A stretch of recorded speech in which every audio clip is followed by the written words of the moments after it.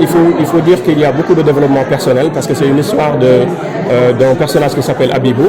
Abibou, à un moment donné, il a décidé de quitter l'école, mais il avait une vision très claire de là où il voulait aller. Et il a mis vraiment, il a beaucoup travaillé et après il a réussi et a changé non seulement sa province, mais son environnement, son continent et son monde. Je crois que c'est un livre qui peut impacter toute la jeunesse et j'aimerais que ce livre se retrouve dans toutes les familles du Sénégal et au-delà.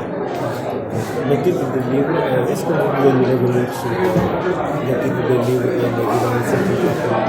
Alors, trivialement, quand vous googlez par exemple, vous verrez beaucoup de titres, soit de documentaires, d'ouvrages ou de films, une brève histoire de quelque chose, hein, ou la brève histoire de quelque chose. Moi, j'aimerais que mon livre s'inscrit dans cette logique-là. Donc moi aussi que j'ai ma propre, une brève histoire, mais de réussite, où effectivement je vais inciter la jeunesse à mieux croire que c'est possible et que, quels que soient en fait ses horizons, quelles que soient ses origines, on peut le faire et si on travaille dur et avec intelligence, on peut y arriver à tout.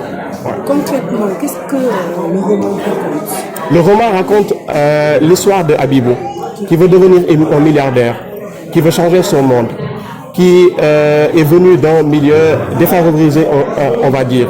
Et à partir de ce milieu défavorisé, il a vraiment gagné en expérience en lisant beaucoup, en suivant les gens qui ont réussi. Et il a travaillé pendant presque 15 à 20 ans pour pouvoir atteindre son objectif. Je crois qu'à partir de ce moment, il peut inspirer beaucoup de jeunes de mon pays. Alors, les différentes parties du livre, c'est d'abord là où il prend en fait la décision de quitter l'école, c'est très important parce que vous savez sans doute que nous, dans notre système éducatif, beaucoup de choses sont à améliorer. Selon nos statistiques, 2 élèves sur 3 quittent le système éducatif sans qualification. C'est quelque chose qui est déplorable et je crois qu'effectivement les nouvelles autorités vont y travailler parce qu'il faut vraiment des solutions par rapport à ça. Donc, face à cette école-là, où effectivement on met beaucoup de temps, on fait du bachotage, c'est un examen qu'on prépare et après on oublie tout. Et puis quand on finit les études également, on n'a pas d'emploi. Cette école-là n'est pas très profitable ou bien laisse beaucoup de jeunes en rade. Et c'est ça la problématique dans la première partie. Dans la seconde partie, c'est vraiment l'ascension sociale. Quand il commence à mettre des projets, à échouer à un moment donné, mais à chaque fois, il est résilient, donc il se relève. À chaque fois, il est tombé, il se relève. Et à un moment donné, il a commencé à voir le bout du tunnel. Il ne s'arrête pas à sa province simplement, mais il voyage le monde et il impacte à 100% son environnement, de près et de loin. Combien de pages? Le livre, c'est à 194 pages. On le lit à 6 heures de temps.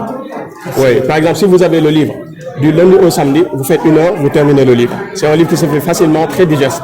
Parce que j'ai choisi de le faire en roman. Ça pourrait être un livre didactique de développement personnel, mais avec un roman, avec des personnages qui ont le manteau, ça tire, en fait, ça donne la main au lecteur et ça le tire et c'est plus digeste. Quel conseil donner à la jeunesse, comme vous l'avez dit, ils sont précipités d'avoir de l'argent, alors traverser la Méditerranée? Quel conseil vous donnez? En réalité, il faut déjà 5 choses, ou 4 en tout cas. Il faut de la vision, c'est très important. Il faut savoir où on veut aller, c'est très très important parce que à partir de là, on pourra mettre les choses en place. Après, c'est l'action continue, c'est la planification. Je veux réussir, je veux par exemple apprendre les maths. Je mets du temps, je vais le faire. Dans 3 ans, par exemple, je vais atteindre tel niveau. C'est ça l'action continue. Après l'action continue, c'est vraiment la patience, parce qu'il faut être beaucoup patient. Peut-être même c'est un défaut à un moment donné, mais c'est la fougue de jeune. Mais il faut de la patience. Et après, il faut de la résilience. Il faut de la résilience, parce que quand on est tombé, on doit se relever. Et c'est ça la résilience. On ne tombe jamais resté. On tombe et on se relève. On tombe, on se relève. C'est ce que les anglophones appellent hit the ground running. Donc il faut le faire. Oui. Il faut aussi de la résolution. Parce que quand on a une vision, on se dit mais tiens, je vais l'atteindre. Et c'est ça, c'est la résolution. Après, c'est l'action continue. Après, c'est la patience. Après, c'est la résilience. Donc ces 5-là, je pense que ces 5 peuvent accompagner en fait une croissance individuelle et une croissance autour de soi. Alors, mais bien sûr, parce qu'on sait qu'effectivement, dans nos pays, on a beaucoup de difficultés. On a des difficultés dans le système éducatif, on a des difficultés côté santé, on a des difficultés côté évolution sociale. On a une société parfois qui tire vers le bas parce que ça juge un peu, ça tire vers le bas en tout cas. Et c'est là où c'est important de produire un livre comme ça et de le mettre à la disposition des jeunes. Il peut être un livre de chevet qui accompagne la jeunesse.